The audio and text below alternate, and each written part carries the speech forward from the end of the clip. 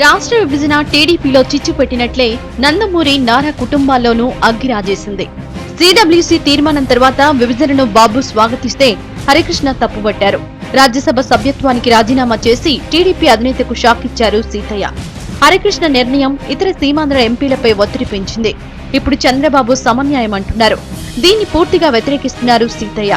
సమన్యాయం కాదు, సమైక్యాంధ్ర కావాలంటున్నారు. రెండోసారి కూడా బాబు స్టాండ్ ను హరికృష్ణ తప్పుపట్టడం పార్టీలో కలకలం రేపుతోంది. హరికృష్ణ గారు రాజీనామా ఎవరు తెలియకుండా మేమందరం హౌస్ లో ఉన్నాం.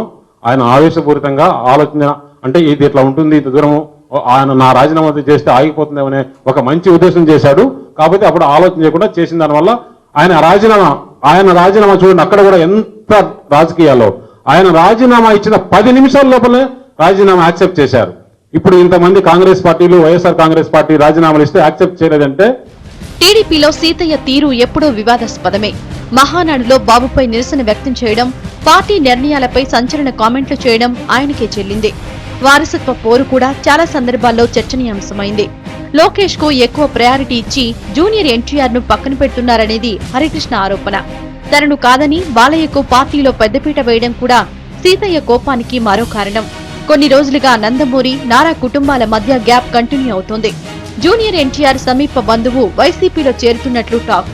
ఆయన తరపున జూనియర్ ప్రచారం చేస్తారనే వార్తలు టీడీపీని ఉక్కిరిబిక్కిరి చేస్తున్నాయి.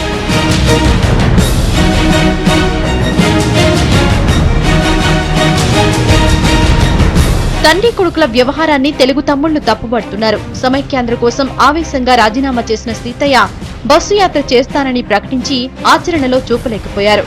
చాలా మంది లీడర్స్ ఆయనకు దూరంగా ఉంటున్నారు. పార్టీని ఇబ్బంది పెడుతున్న సీతయ్య పొలిటికల్ కెరీర్ పై ఎన్నో అనుమాన మేఘాలు అలుముకున్నాయి.